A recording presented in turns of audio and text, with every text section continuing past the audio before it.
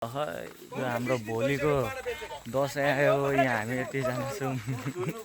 दसैँ आयो मुखिया, दसैँ आयो अब। भोलिको हाम्रो यहाँ दसैँ। भोलि यसको व्यवस्था हुन्छ।